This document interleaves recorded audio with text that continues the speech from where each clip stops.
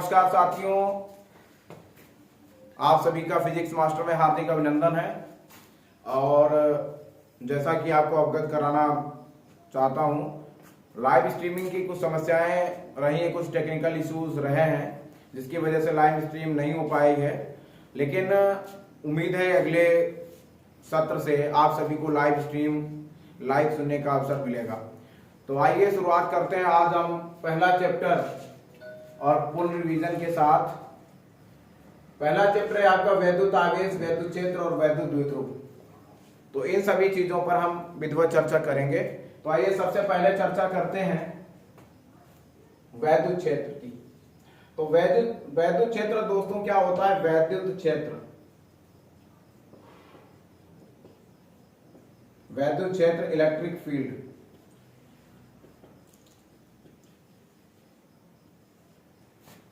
सामान्य भाषा में बोले तो आप जान सकते हैं कि ऐसा क्षेत्र जहां पर विद्युत का अनुभव किया जा सके,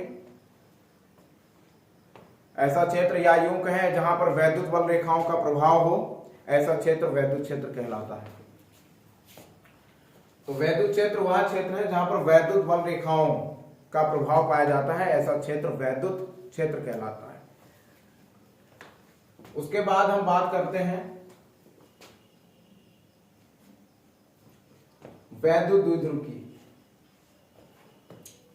वैद्युत द्विध्रुव क्या होता है साथियों?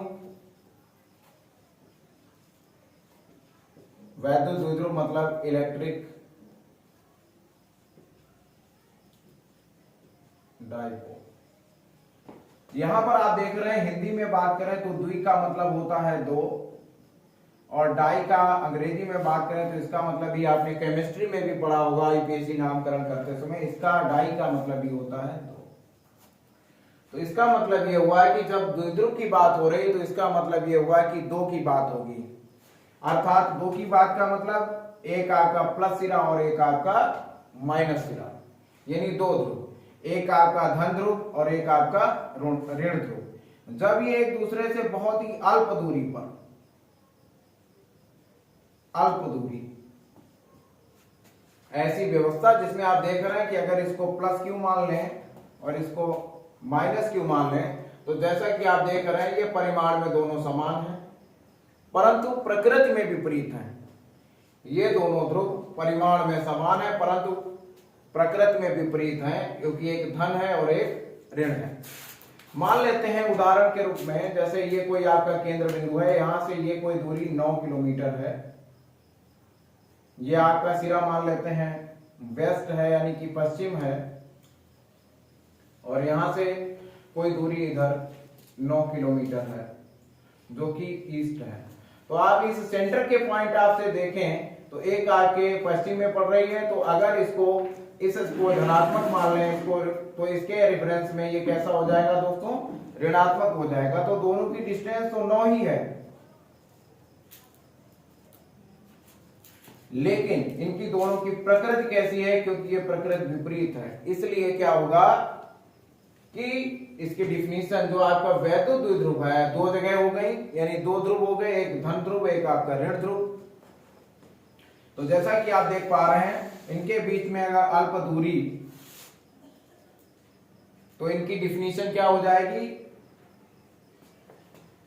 समान परिमाण परंतु विपरीत प्रकृति के आवेश जब एक दूसरे से अल्प दूरी पर रहते हैं या व्यवस्थित रहते हैं, तो यह व्यवस्था आपकी वैद्युत द्विध्रुव कहलाती है।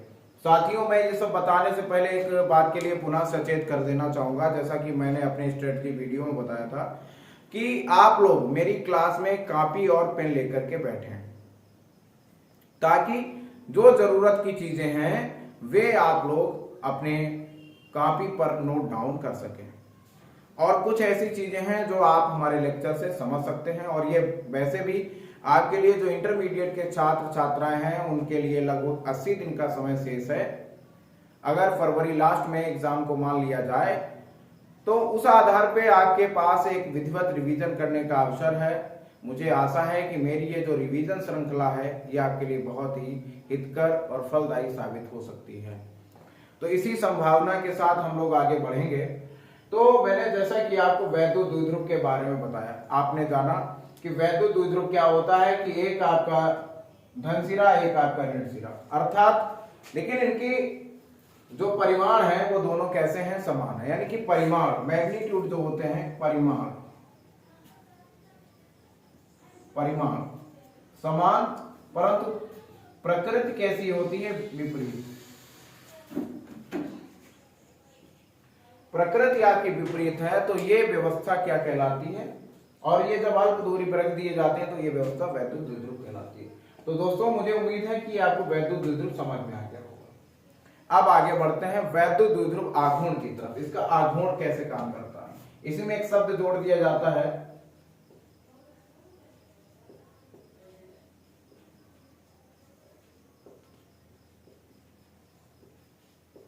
वैद्युत द्विध्रुव आघूर्ण, अर्थात इसको अंग्रेजी में कहें तो इलेक्ट्रिक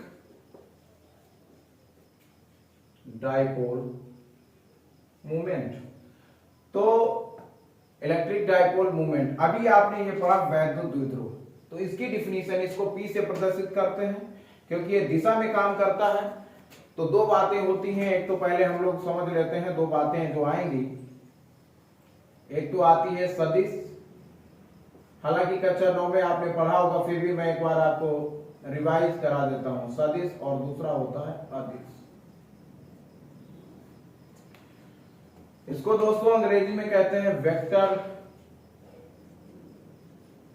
इसको कहते हैं स्केलर। तो अदिश संस्कृत में बोले तो अ माने होता है नहीं और दिश माने होता है दिशा। तो जिसमें दिशा ना हो, अ माने हो गया साथियों नहीं और दिश माने दिशा। तो ऐसी सभी राशियां जिनमें दिशा की आवश्यकता नहीं, दिशा की आवश्यकता नहीं होती है, वो ऐसी राशियां, ऐसी भौतिक राशियां अदिश राशियां कहलाती हैं। उदाहरण के लिए देखेंगे, उदाहरण के लिए अगर हम देखें तो क्या है आपका दूरी, दूरी को कोई दिशा की आवश्यकता नहीं होती है। ताप, चाल, कार्य और ऊर्जा आदि कह सकते हैं। सदिश पर बात करें साथियों, तो जिनमें परिमाण और दिशा, इसमें केवल क्या होगा, दिशा नहीं होती, अर्थात क्या होगा, केवल परिमाण होगा। परिमाण का मतलब साथियों होता है उसका किसी भी चीज का अपना मान। जैसे उदाहरण के लिए कई साथी परिमाण और परिणाम को एक ही बात समझ जाते हैं, जबकि परिमाण और परिणाम अलग अलग बातें हैं। परिणाम क्या होता है, जब कोई कार्य करते हैं उसका जब आप प्रतिफल प्राप्त करते हैं तो वो कहलाता है कहलाता है परिणाम। और जब आप मान लीजिए उदाहरण के रूप में आपका जो वजन है, वेट है, वो 40 केजी है या 50 केजी है, 60 केजी है, तो ये आपका कहलाता है परिमाण। तो उम्मीद है कि आप परिणाम और परिमाण की बारीकी को समझ गए होंगे। तो सदिश, तो सदिश क्या है, सदिश जिसमें परिमाण प्लस दिशा, परिमाण प्लस दिशा, परिमाण और दिशा दोनों होते हैं, वो आपकी सदिश राशियां कहलाती हैं। इसके लिए कई हैं, जैसे आपका बल, वेग, विस्थापन, त्वरण, बल आघूर्ण आदि।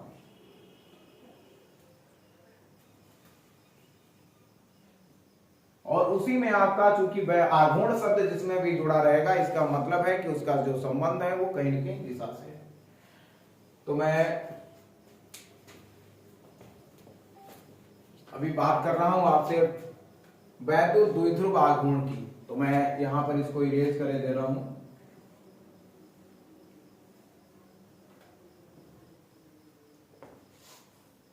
जैसा कि आप देख पा रहे हैं, मैं बात कर रहा हूं वैद्युत द्विध्रुव आघूर्ण की। अभी मैंने आपको वैद्युत द्विध्रुव के बारे में बताया था, तो आप जान रहे हैं कि वैद्युत द्विध्रुव आघूर्ण क्या होता है, कि वैद्युत द्विध्रुव की जो व्यवस्था है, अभी मैंने वैद्युत द्विध्रुव की जो व्यवस्था बताई थी, आपने देखा था बकायदे।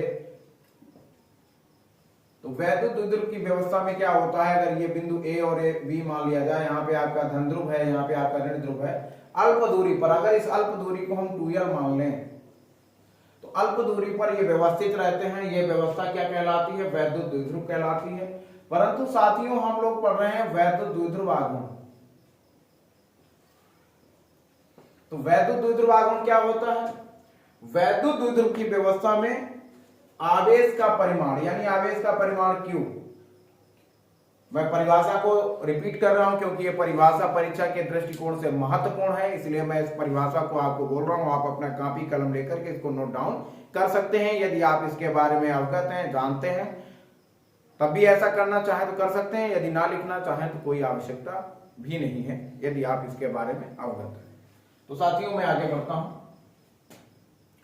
तो वैद्युत द्विध्रुव की व्यवस्था में आवेश का परिमाण तथा उनके बीच की दूरी के गुणनफल को वैद्युत द्विध्रुव आघूर्ण कहते हैं। मैं पुनः रिपीट करूंगा, वैद्युत द्विध्रुव की व्यवस्था में आवेश का परिमाण तथा उसके बीच की दूरी के गुणनफल को वैद्युत द्विध्रुव आघूर्ण कहते हैं। अर्थात अगर इसको P से प्रदर्शित करते हैं, जैसा कि मैंने अभी बताया, जिसमें भी आघूर्ण जुड़ा होगा वो कैसी राशि होगी? सदिश राशि होगी। अर्थात इसको P से प्रदर्शित करते हैं, यहां एक सदिश राशि होती है, तो P बराबर हो जाएगा इसमें आवेश का परिमाण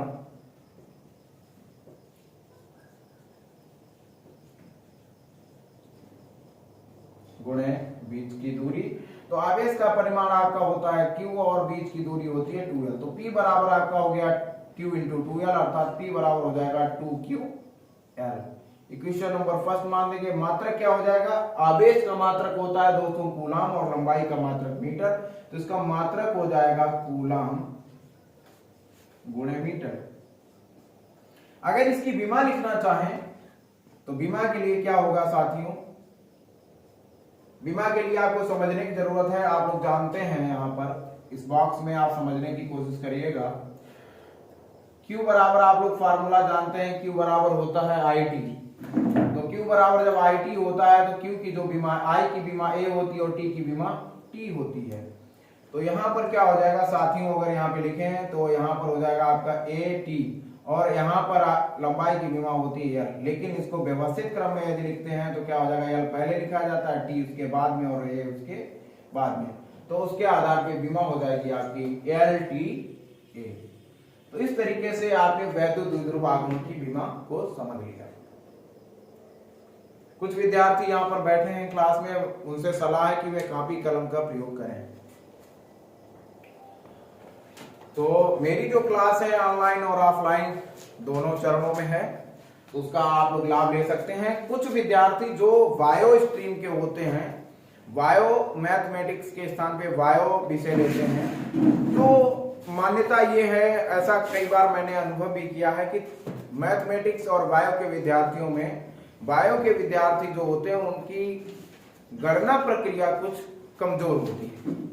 उसके पीछे कारण होता है क्योंकि उनका गणित से जो जुड़ाव है वो कम हो रह जाता है, जिसके कारण ज्यादा कैलकुलेशन नहीं करनी पड़ती है। तो आइए हम लोग समझने की कोशिश करते हैं कि किस प्रकार से, इतनी बात आपने समझ ली। अभी मैं आगे बढ़ूं उससे पहले गणना के बारे में, क्योंकि ये बहुत ही महत्वपूर्ण बिंदु है और मैं आपको बताना चाहूंगा, जैसा कि मैंने अपने स्ट्रेटजी वीडियो में बताया है, मैं उसको दोहराना नहीं चाहता, कि न्यूमेरिकल्स का बहुत बड़ा योगदान है आपके फिजिक्स विषय में। तो चूंकि फिजिक्स विषय में न्यूमेरिकल्स का बहुत बड़ा योगदान है, उसके लिए आपको गणना करनी आनी चाहिए। जितनी अच्छी आपकी कैलकुलेशन पावर यानी गणितीय क्षमता होगी, उतना ही आप उसमें लाभ ले सकते हैं। तो गणना प्रक्रिया से संबंधित कुछ मेरे जो अनुभव हैं उनको मैं आपके साथ साझा करना चाहूंगा। गणना, कैलकुलेशन, तो किस प्रकार से कैलकुलेशन करते हैं जरा समझिए। कुछ विद्यार्थी, सबसे पहले गणना में समझाऊं उसके लिए सबसे पहले मैं विद्यार्थी जो भी इंटरमीडिएट के विद्यार्थी हैं उनके लिए 3 बिंदु लिखना चाहूंगा मैं। पहला बिंदु है 25 तक पहाड़ा, दूसरा बिंदु है 30 तक के वर्ग, तीसरा बिंदु है 25 तक घन। इतनी बात सभी विद्यार्थियों को, जो इंटरमीडिएट के विद्यार्थी हैं, उनको आनी चाहिए। उसके बाद मैं आपको भाग विधि के तरीके से, भाग विधि के माध्यम से वर्गमूल निकालना भी बताऊंगा थोड़ा सा, क्यों हालांकि ये आपने पढ़ रखा है, लेकिन मैं चाहता हूं कि आपका रिवीजन हो सके ताकि इस प्रकार के क्वेश्चंस को आप एग्जामिनेशन में कर सकें। तो मैं उदाहरण लेता हूं, छोटा सा उदाहरण है, जैसे 100 है, 100 का वर्गमूल निकालना, बहुत ही सरल संख्या ली है मैंने ताकि आपको समझ में आ सके। 100 है, 100 का भाग विधि के तरह भाग विधि से वर्गमूल निकालना है। अभी मैं सरल संख्या इसलिए ले रहा हूं ताकि आप समझ सकें। इसमें दाईं ओर से जोड़े बनाए जाते हैं, दाईं ओर से जोड़ा बनाते हैं तो दाईं ओर 2 जीरो का जोड़ा बन जाएगा और एक अकेला रह जाएगा, तो इसमें वर्ग पहाड़ा पढ़ा जाता है। तो एक का पहाड़ा पढ़ेंगे एक में तो एक आ जाएगा, तो यहां से क्या हुआ, एक से कैंसिल हो गया, सिर्फ 2 जीरो बचा। चूंकि जब जीरो बचा, कुछ बचा नहीं, तो इसका मतलब क्या है कि इसमें भाग नहीं दिया जा सकता, तो इसका 2 जीरो है, तो इसका मतलब 1 जीरो यहाँ पे आ जाएगा। इसका मतलब इसका वर्गमूल कितना हो गया, 10 हो गया। मैं एक दूसरा उदाहरण लेता हूं, जैसे आपका 625 है, 625 को आपको निकालना है, इसका वर्गमूल निकालना है भाग विधि से। भाग विधि से मैं इसलिए बता रहा हूं ताकि क्योंकि कैलकुलेशन ऐसी आएंगी कि जो कि आप पता चला साधारण तरीके से उनको कैलकुलेट नहीं कर सकते, इसलिए भाग विधि आवश्यक है।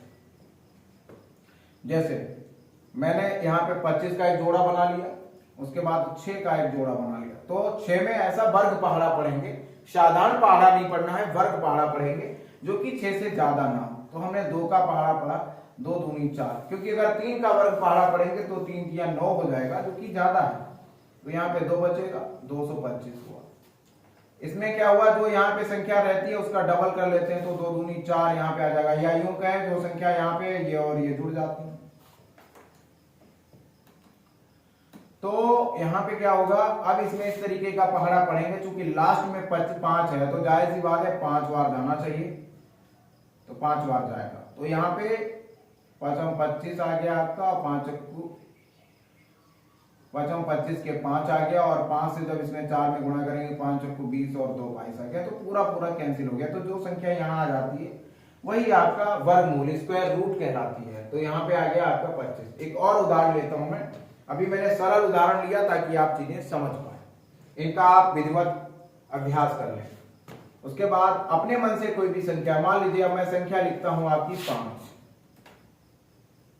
मैंने 5 संख्या लिखी, 5 का वर्गमूल निकालना, क्योंकि ये कोई वर्ग संख्या नहीं है। जैसा कि आप यहाँ देख रहे थे, आपको हो सकता है याद भी हो कि 10 का वर्ग 100 होता है, तो 100 का वर्गमूल 10 हो जाएगा। 625 के बारे में भी आप कह सकते हो कि मुझे वर्ग याद था, 625 का वर्गमूल 25 होता है, ठीक है, लेकिन 5 का वर्गमूल आपको याद नहीं होगा जनरली। तो 5 का वर्गमूल मैं निकालना सिखाता हूं। यहाँ पे ऐसा वर्ग पहाड़ा पढ़ेंगे कि यहाँ पर 5 से ज्यादा ना हो, तो 2 का वर्ग पहाड़ा पढ़ लिया हमने, तो 2 दूनी 4 हो गया, बचा यहाँ पे 1, यहाँ दशमलव लगाया हमने क्योंकि अब 1 बचा है, 2 दूनी 4 आ गया यहाँ पे। अब यहाँ पे दशमलव लगाने से यहाँ पर क्या होगा, 2 जीरो आ जाएगा। 2 जीरो जब आ गया तो यहाँ पे क्या होगा, ऐसा अब यहाँ पे पहाड़ा सिर्फ 2 बार जा सकता है, तो यहाँ पे 2 आ गया।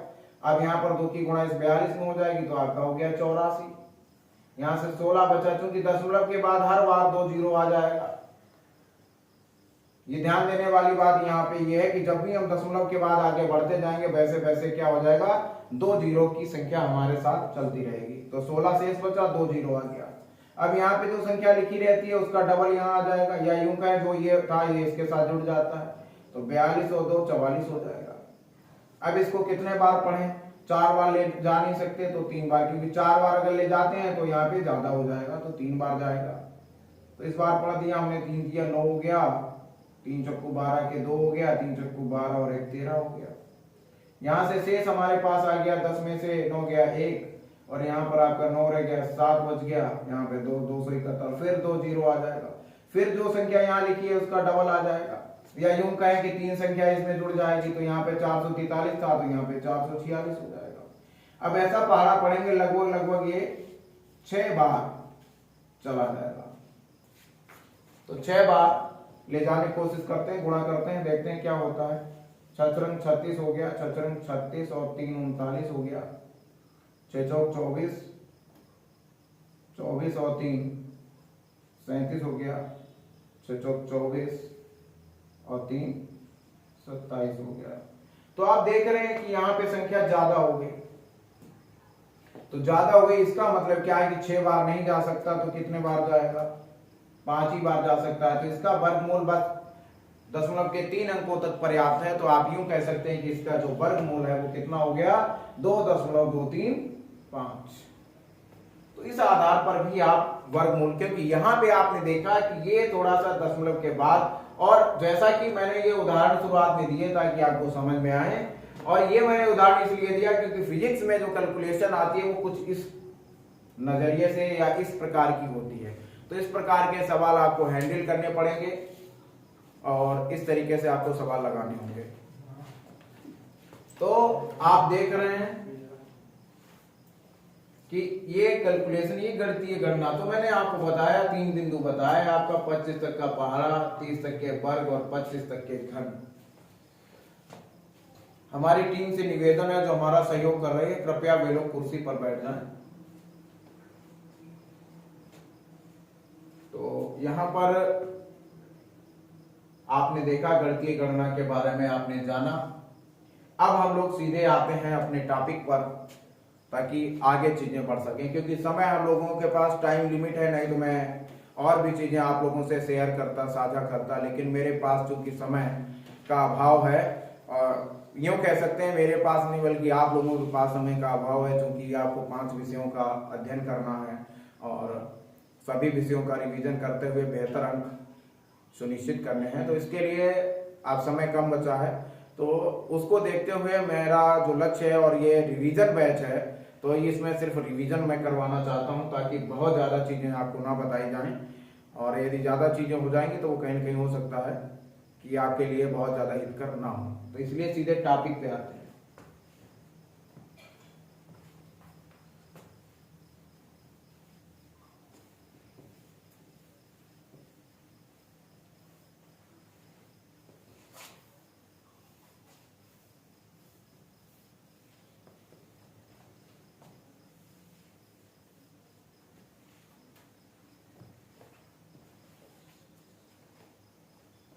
तो साथियों, इसके बाद हम लोग चर्चा करते हैं वैद्युत क्षेत्र की तीव्रता। तो वैद्युत क्षेत्र की तीव्रता क्या होती है इसी के अंदर,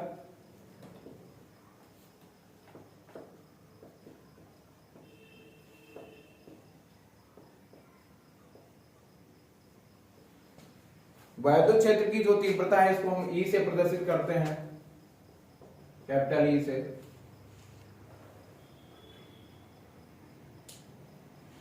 मैं सीधे फार्मूले से इसकी डिफिनीशन बनाने की कोशिश करूंगा। कुछ जगह साथियों ई बराबर एफ अपान क्यू, कुछ जगह परीक्षण धन आवेश से दिलाते हैं तो इसमें आप एफ अपान क्यू नॉट भी कह सकते हैं। कि अगर परीक्षण, किसी परीक्षण में परिभाषा पढ़ता हूं आपको, किसी परीक्षण धन आवेश को किसी वैद्युत क्षेत्र के अंदर लाया जाता है तो उस पर एक बल कार्य करने लगता है। तो लगाए गए बल और आवेश, जो परीक्षण धन आवेश है, उसके निष्पत्ति को या उसके अनुपात को क्या कहते हैं, वैद्युत क्षेत्र की तीव्रता कहते हैं। यानी कि आप कह सकते हो कि कोई जो परीक्षण धन आवेश है जो कि वैद्युत क्षेत्र के अंदर लाया गया है, तो परीक्षण धन आवेश पर जो बल कार्य करता है, यानी बल और आवेश के अनुपात को वैद्युत क्षेत्र की तीव्रता कहते हैं। इसे ई से प्रदर्शित करते हैं, अर्थात ई बराबर हो गया आपका एफ अपान क्यू।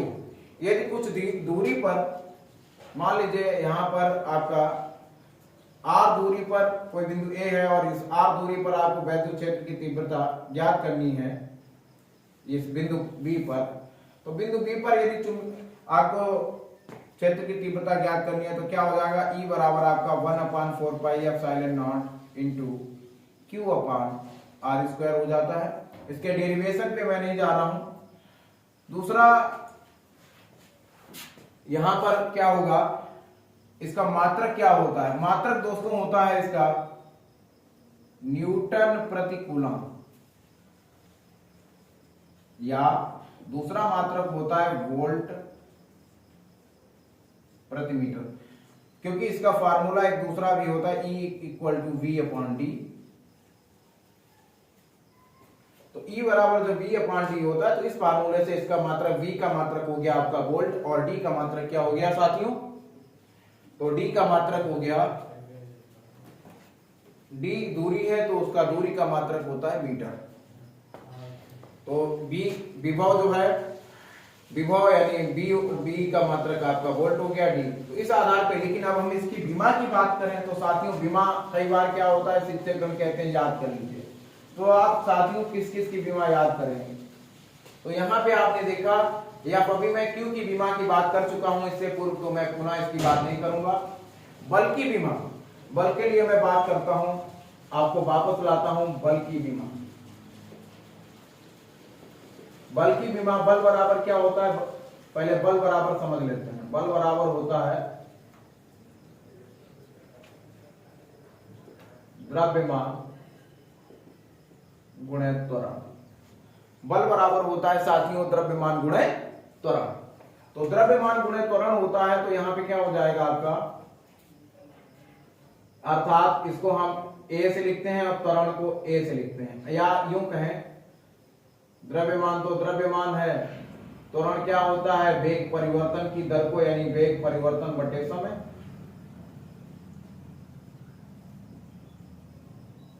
वेग परिवर्तन बटे समय। तो वेग परिवर्तन या चाल परिवर्तन, क्योंकि वेग एक सदिश राशि है, चाल एक अदिश राशि है, परंतु दोनों की विमाएं समान होती है। तो द्रव्यमान की जो विमा है आप लोगों ने पढ़ी है, यम होती है।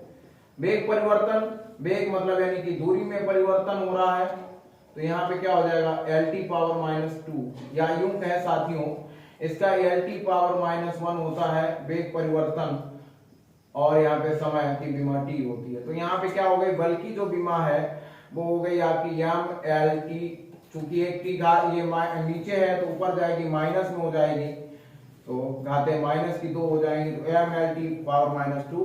चूंकि अब बीमा समझ रहे हैं किसकी, वैद्युत क्षेत्र की तीव्रता की या वैद्युत क्षेत्र की, यानी E की बीमा समझ रहे हैं। तो E की बीमा के लिए क्या होगा, बल का मात्रक होता है न्यूटन, तो बल का यानी कि बल की बीमा बटे आपकी अपान में क्या हो गई, ये जो आवेश की बीमा, तो आवेश की बीमा अभी हम लोगों ने पढ़ी थी AT होती है, तो ये ऊपर चली जाएगी, तो क्या हो जाएगा ML, अब यहाँ 2 घात माइनस में पहले से थी, एक ये ऊपर जाएगी तो घात एक और माइनस में हो जाएगी, ML पावर -3 और A की पावर -1। तो इस तरीके से हम वैद्युत क्षेत्र की बीमा भी ज्ञात कर सकते हैं। तो वैद्युत क्षेत्र की बीमा आपको रटने की आवश्यकता नहीं है, बस थोड़ा सा कॉन्सेप्ट समझने की बात है, और आप आराम से इसकी वैद्युत क्षेत्र की बीमा को आप लिख सकते हैं। तो साथियों कुछ नोट डाउन करना चाहें तो आप आराम से नोट डाउन करते रहें, इसीलिए मैंने शुरू में बोला था कि आप अपनी कॉपी कलम साथ में रखें, जहां पर आवश्यकता लगे उस चीज को आप नोट डाउन कर लें। तो आगे बढ़ते हैं। इस चैप्टर की जो मेरा ऐसा अनुमान है, सबसे महत्वपूर्ण हेडिंग पर मैं चर्चा करूं उससे पहले एक और नियम है जिस पर मैं चर्चा करना चाहूंगा। नियम है आप लोगों का पसंदीदा नियम होगा, कूलाम का नियम। कूलाम का नियम दोस्तों आप लोगों ने निश्चित रूप से पढ़ा होगा, जितने भी शिक्षकगण हैं सभी लोग पढ़ाते हैं। तो कूलाम का नियम आप लोगों ने पढ़ा है, तो उस पर हम लोग चर्चा करते हैं। तो कूलाम का नियम,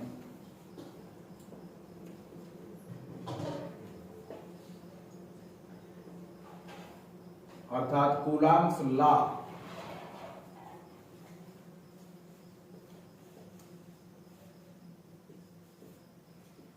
कूलाम का नियम, तो कूलाम का नियम साथियों हम चर्चा करें, थोड़ा सा मैं पानी पी लेता हूं।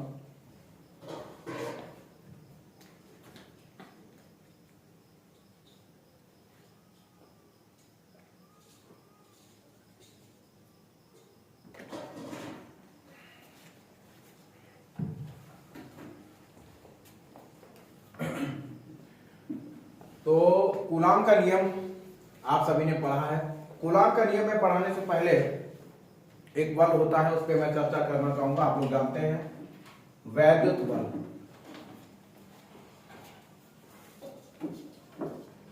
वैद्युत बल, तो वैद्युत बल साथियों 2 प्रकार का होता है, एक आपका धनात्मक, एक आपका ऋणात्मक। धनात्मक को साथियों आप यूं कह सकते हैं आकर्षण बल, और ऋणात्मक को आप कह सकते हैं प्रतिकर्षण बल। Attractive force and repulsive force. तो अट्रैक्टिव फोर्स किस स्थिति में लगता है? जब एक आपका सिरा धन हो एक ऋण हो, या यूं कहें एक ऋण हो दूसरा धन हो। यहां पे लिखता हूं ताकि आपके समझने में कंफ्यूजन ना हो। अगर ऐसी स्थिति है तो आकर्षण बल लगेगा। दूसरा साथियों, यदि दोनों माइनस हैं या दोनों प्लस हैं, तो ऐसी स्थिति में आकर्षण बल, ऐसी स्थिति में प्रतिकर्षण बल लगता है। तो आप समझ ही गए होंगे। तो वैद्युत बल साथियों दो प्रकार का होता है, एक आपका आकर्षण बल और दूसरा प्रतिकर्षण बल। यदि एक सिरा आपका धन है और दूसरा सिरा ऋण है, या यूं कहें एक सिरा ऋण है दूसरा सिरा धन है, तो ऐसी स्थिति में, या सिरा कह लें या यूं कहें आवेश, ऐसी स्थिति में आपका आकर्षण बल होगा। अगर दोनों सिरे या दोनों आवेश आपके ऋणात्मक हैं या दोनों सिरे धनात्मक हैं, तो ऐसी स्थिति में प्रतिकर्षण बल लगेगा। तो वैद्युत बल साथियों दो प्रकार का होता है, एक आपका आकर्षण बल, दूसरा आपका प्रतिकर्षण बल। तो अभी चूंकि मैं वैद्युत बल की बात करूंगा, तो वैद्युत बल, तो कूलॉम का नियम क्या कहता है साथियों?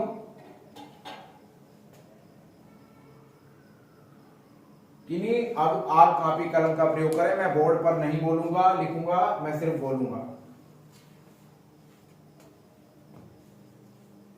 किन्हीं दो बिंदु आवेशों के मध्य लगने वाला वैद्युत बल, किन्हीं दो बिंदु आवेशों के मध्य लगने वाला वैद्युत बल आवेशों के गुणनफल के अनुक्रमानुपाती तथा उनके बीच की दूरी के वर्ग के व्युत्क्रमानुपाती होता है। जहां पे डेरिवेशन आएगा मैं पूरा डेरिवेशन आपको बताऊंगा, लेकिन जहां पे भाषा आएगी मैं उसको बोल दूंगा, मैं बोर्ड पे उसका प्रयोग नहीं करूंगा। तो मैं पुनः रिपीट कर देता हूं। किन्हीं बिंदु आवेशों के मध्य, बिंदु आवेशों से बात करें तो इसका मतलब क्या है? इस प्रकार के आवेशों के मध्य की बात हो रही है। किन्हीं दो बिंदु आवेशों के मध्य लगने वाला वैद्युत बल आवेशों के गुणनफल के अनुक्रमानुपाती तथा उनके बीच की दूरी के वर्ग के व्युत्क्रमानुपाती होता है। तो साथियों देखते हैं, किन्हीं दो बिंदु आवेशों के मध्य, अगर दो बिंदु आवेश यहाँ पे साथियों मान लिया हमने कोई दो बिंदु ए और बी, एक पे हमने Q1 मान लिया, एक पे आपका Q2 मान लिया, इनके मध्य लगने वाला वैद्युत बल, मैं वैद्युत बल आपको पहले बता चुका हूं कि दो प्रकार का होता है। इनके बीच की दूरी हमने r मान ली। तो मान लिया दो बिंदु आवेश Q1 और Q2 हैं, उनके बीच की दूरी r है, तो उनके मध्य लगने वाला जो बल है F अनुक्रमानुपाती Q1 Q2 हो जाएगा, दूसरा F व्युत्क्रमानुपाती r स्क्वायर हो जाएगा। तो दो नियम हो गए साथियों, F अनुक्रमानुपाती Q1 Q2, दूसरा F व्युत्क्रमानुपाती r स्क्वायर, या यूं कह सकते हैं F अनुक्रमानुपाती 1/r स्क्वायर। तो यहां पर दोनों नियमों को साथियों जब हम मिला देंगे तो क्या हो जाएगा? F अनुक्रमानुपाती Q1 Q2/r square. तो जब अनुक्रमानुपाती का निशान है तो इसका मतलब क्या है कि बराबर का निशान भी आएगा साथियों। तो F बराबर क्या हो जाएगा आपका 1/4 पाई एप्सिलॉन नॉट के इंटू Q1 Q2/r स्क्वायर। तो इस प्रकार से यहाँ पे ये कूलॉम महोदय ने नियम दिया है, इक्वेशन नंबर 3। और चूंकि बल का मात्रक आप सभी जानते हैं, बल का मात्रक होता न्यूटन। बल के बारे में चूंकि न्यूटन ने नियम बनाया था इसलिए उन्होंने अपने नाम पर ही इसका मात्रक रखा न्यूटन। अब इसमें आप देख रहे हैं ये क्या है, जहां 1/4 पाई एप्सिलॉन नॉट के बराबर होता है साथियों 9 × 10⁹। मात्रक किसका हो जाएगा?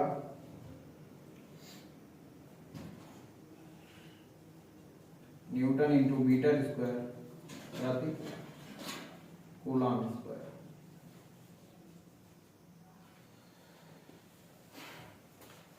चूंकि ये मात्रक है, इसका मान फिक्स है। अब इसमें जो आपका एप्सिलॉन नॉट है, एप्सिलॉन नॉट का जो मान होता है साथियों वो होता है 8.85। ये है क्या? एप्सिलॉन नॉट है क्या? ये होता है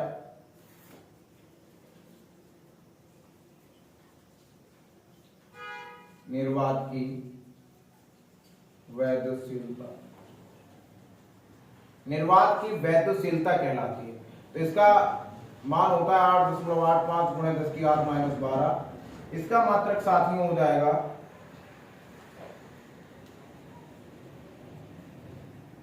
कूलाम स्क्वायर प्रति newton into metre square. Coulomb square प्रति न्यूटन इंटू मीटर स्क्वायर,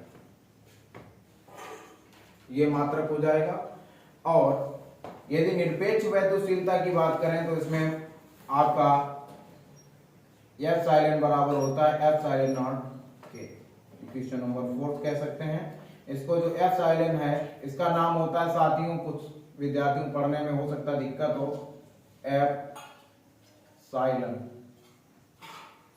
दूसरा साथियों यहाँ पे जहां पे 0 रहता है मैं उसको नॉट पढ़ता हूं, नॉट। आप 0 भी पढ़ सकते हैं। तो ये कहलाती है निरपेक्ष वैद्युशीलता।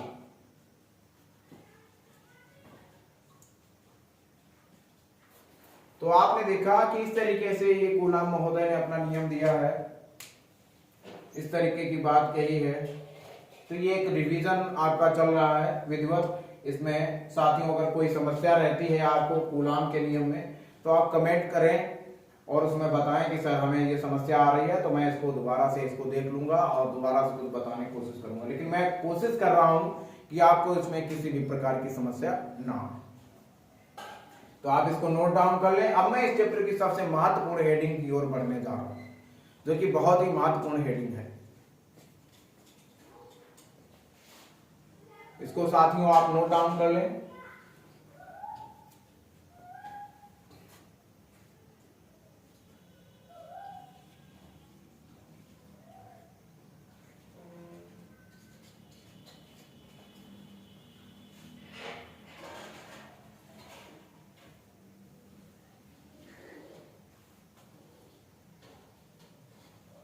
इस तरीके से साथियों आपने कूलाम के नियम को समझा। अब मैं इस चैप्टर की महत्वपूर्ण हेडिंग के बारे में आप लोगों से चर्चा करना चाहता हूं।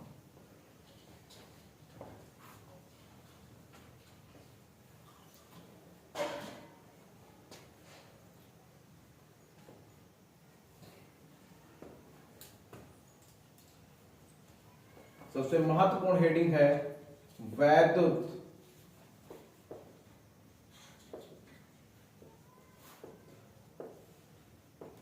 द्विध्रुव के कारण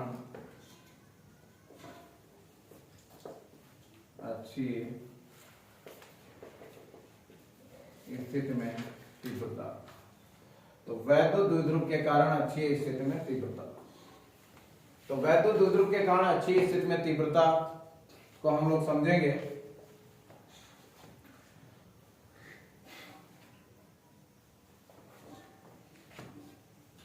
जैसे मान लेते हैं वैद्युत द्विध्रुव को अभी मैं समझा चुका हूं, लेकिन फिर हम लोग समझते हैं। जैसे मान लीजिए ये वैद्युत द्विध्रुव की व्यवस्था, ये हमारा बिंदु ए है और ये हमारा बिंदु बी है।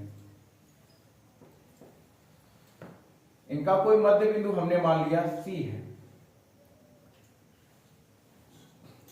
तो यहां से यहां तक की, चूंकि इनके बीच की दूरी 2l होती है, तो यहां से यहां तक की दूरी l हो गई और यहां से यहां तक की दूरी भी l हो गई। यहां पे आपका -q आवेश मान लेते हैं और यहां पे आपका +q आवेश मान लेते हैं। और इसके मध्य बिंदु C से P की दूरी, यहां पे कोई बिंदु P मान लेते हैं और यहां से यहां तक की दूरी यानी P तक की जो दूरी है वो r मान लेते हैं। इधर आपका हो जाएगा EA और इधर हो जाएगा आपका EB।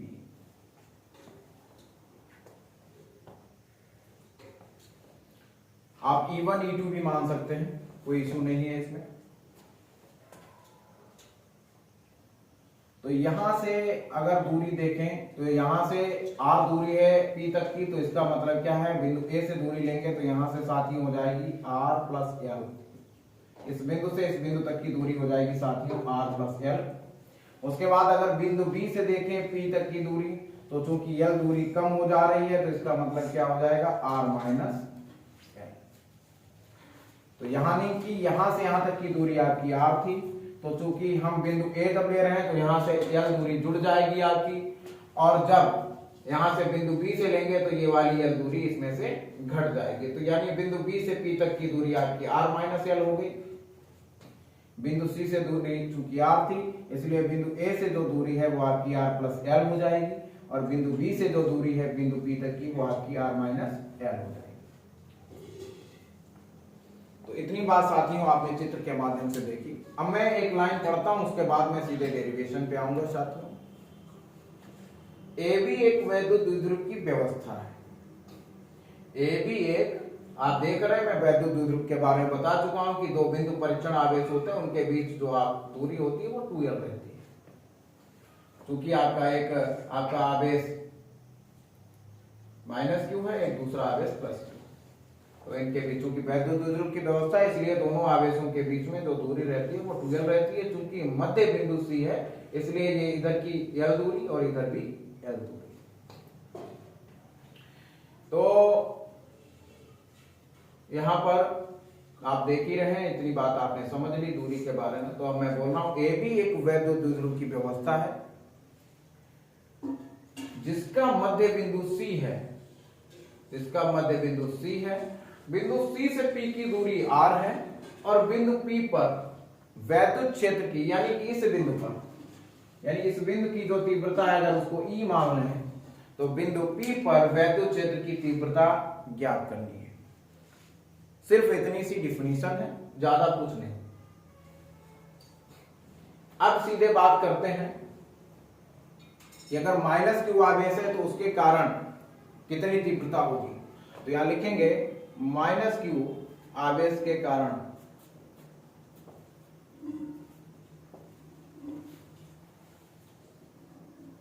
वैद्युत क्षेत्र की तीव्रता। वैद्युत क्षेत्र की तीव्रता साथियों EA मानी है हमने, तो यहां पे हो जाएगा आपका 1/4πε0 के इंटू आवेश आपका चूंकि Q है तो इसका परिमाणात्मक मान लेंगे, तो यहां पे हो जाएगा Q अपान यहां से यहां तक की जो दूरी है साथियों वो है R प्लस L का whole square. Equation number first मान लेंगे। उसके बाद प्लस Q आवेश के कारण, प्लस Q आवेश के कारण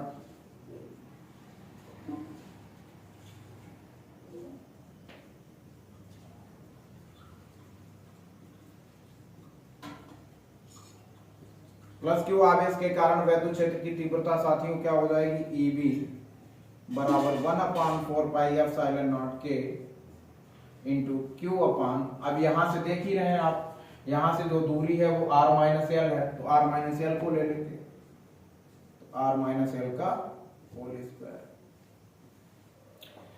अब बिंदु P पर परिणामी तीव्रता देखेंगे, बहुत ही आसान है, कोई दिक्कत नहीं है।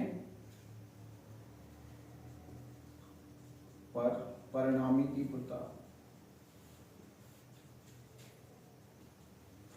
बिंदु P पर परिणामी तीव्रता लेंगे तो E बराबर साथियों क्या हो जाएगा आपका, E बराबर हो जाएगा आपका EB माइनस का EA।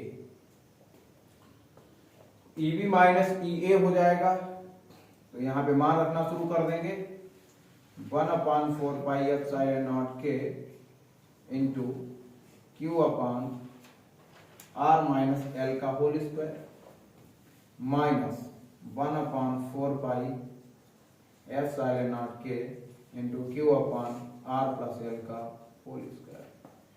तो साथियों यहां देख रहे हैं क्या कॉमन दिख रहा है आप लोगों को कि Q अपान 4πε0 के कॉमन है, तो कॉमन ले लेंगे। Q अपान 4πε0 के कॉमन है इंटू यहां से 1/4πε0 आर माइनस एल का होल स्क्वायर और यहाँ से minus 1 upon R plus L का होल स्क्वायर।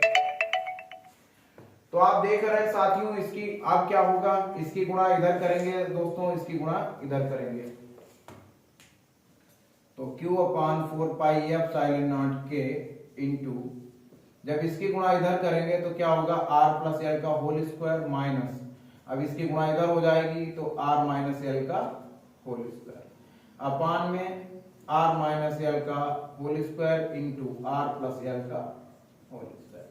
अब मैं इस डेरिवेशन में आगे बढ़ूं, कुछ मैथमेटिकल प्रोसेस आ गई है, कुछ फार्मूले आ गए जो कि आपने जूनियर क्लासेस में या हाई स्कूल लेवल पर पढ़े थे, उनकी मैं बात करना चाहूंगा। एक तो आपने फार्मूला पढ़ा होगा a प्लस बी का होल स्क्वायर का, क्या होता है a square plus B square minus 2ab। दूसरा आपने फार्मूला पढ़ा होगा a माइनस बी का होल स्क्वायर बराबर a square plus B square, sorry यहाँ प्लस ही रहेगा क्योंकि सारा प्लस है, यहाँ पे माइनस 2ab। और उसके बाद में आपका a square minus B square बराबर आपने पढ़ा है a plus B into A minus B. तो क्या हो जाएगा q upon 4 pi epsilon naught के इंटू, यहाँ पे जब हम वर्ग फार्मूला खोल देंगे तो क्या हो जाएगा r square plus L square plus 2rl minus यहाँ पे r square plus L square minus 2rl। नीचे साथियों इसको वर्ग को अगर छोड़ दें तो यहाँ वर्गांतर फार्मूला बन जाएगा, तो हो जाएगा R square minus L square का होल स्क्वायर।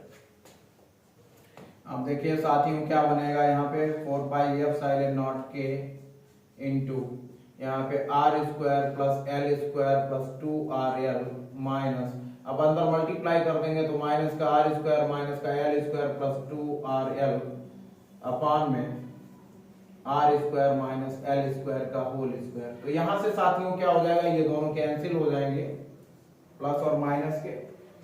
अब यहां से साथियों क्या बचा 2rl और 2rl, तो देखिए क्या लिखेंगे हम इसको, आगे बढ़ते हैं, यहां से लिखना स्टार्ट करते हैं बराबर, यहां पे आपका 1 अपान 4 पाई एप्सिलॉन नॉट के इंटू, अब साथियों ये हो जाएगा आपका 2r को तो हम अलग कर लेंगे, 2r इंटू अंदर मल्टीप्लाई करेंगे तो यहाँ पे क्या हो जाएगा, क्योंकि 4rl था तो 2 इंटू 2ql हो जाएगा साथियों 2ql। ऐसा क्यों किया मैंने ये भी मैं बताऊंगा। और यहाँ लिखेंगे चूंकि r is greater than l, इसलिए एल स्क्वायर क्या होगा साथियों, एल स्क्वायर नगण्य हो जाएगा, यानी कि जो एल है वो आर की तुलना में इतना छोटा है तो एल स्क्वायर और ज्यादा छोटा हो जाएगा। तो इसका मतलब क्या होगा साथियों, तो इसका मतलब नगण्य हो जाएगा, नगण्य का मतलब छोड़ दिया जाएगा, तो यहां से आ जाएगा आर स्क्वायर की स्क्वायर। आप जानते हो क्योंकि P बराबर होता है साथियों 2ql, आप पढ़ ही चुके हैं वैद्युत द्विध्रुव, इसका प्रयोग यहां करेंगे तो यहां पे क्या हो जाएगा 1 अपान 4 पाई एप्सिलॉन नॉट के इंटू यहां पे साथियों क्या हो जाएगा 2r इंटू पी अपान में इसको लिख सकते हैं R square into R square. तो आर स्क्वायर का एक स्क्वायर से ये आर कैंसिल हो जाएगा, तो जवाब आ जाएगा 1 अपान 4 पाई एप्सिलॉन नॉट के into 2p upon R cube. तो यही फाइनल फार्मूला होता है साथियों। यहाँ पे क्वेश्चन नंबर आपकी थर्ड मान सकते हैं, क्योंकि मैंने थर्ड मानी नहीं है तो थर्ड कर सकते हैं। मात्रक आपका हो जाएगा न्यूटन प्रति कूलम या वोल्ट प्रति मीटर। तो साथियों देखा आपने, इस चैप्टर का सबसे महत्वपूर्ण हेडिंग अगर बोल सकते हैं या डेरिवेशन कह सकते हैं तो वो है वैद्युत द्विध्रुव के कारण अक्षीय स्थिति में तीव्रता। तो ये इस चैप्टर की सबसे महत्वपूर्ण हेडिंग है और लगभग हर वर्ष पूछी जाती है। हो सकता है कि चूंकि बोर्ड के 7 सेट बनते हैं, हो सकता है आपके प्रश्न पत्र में भले ही ना आए, लेकिन लगभग हर वर्ष पूछे जाने वाला ये डेरिवेशन है, जो कि आपके लिए बहुत ही सुनहरा अवसर है रिवीजन करने का और ये बहुत ही फलदायी साबित हो सकता है। इसको आप जा करके, एक और सलाह है, आप भले ही हमसे YouTube के माध्यम से पढ़ रहे हैं, हमारे फिजिक्स मास्टर चैनल के माध्यम से पढ़ रहे हैं, लेकिन आप इसको पढ़ने के बाद इसका 7 बार अभ्यास करें और जहां पर भूल जाए वहां पर तुरंत ही हमारा वीडियो देख लें, ताकि और बहुत जल्दी हम लोगों की लाइव क्लास शुरू होगी। आज कुछ टेक्निकल इशू थे, इस वजह से लाइव क्लास शुरू नहीं हो पाई। मैंने कुछ अपने साथियों से, कुछ अपने विद्यार्थियों से कमिटमेंट भी किया था, लेकिन मैं कमिटमेंट पे खरा नहीं उतर पाया, तो मैं इसके लिए क्षमा चाहता हूं। कुछ टेक्निकल इशू थे और निश्चित रूप से मैं कोशिश करूंगा कि इस प्रकार के टेक्निकल इशू शायद भविष्य में नहीं होंगे। तो मुझे उम्मीद है कि आप लोगों ने जो ये समझा, वैद्युत द्विध्रुव के कारण अच्छी स्थिति में तीव्रता, ये बहुत ही सार्थक साबित होगा और जो मेरी ये श्रृंखला है, रिवीजन श्रृंखला, ये आपके लिए फलदायी और अंकदायी साबित होगी। तो आज के वीडियो में साथियों इतना ही। बहुत बहुत धन्यवाद। आप लोगों ने जो हमें प्यार दिया, जो समय दिया, उसके लिए भी आप सभी का बहुत बहुत आभार। शुभ रात्रि।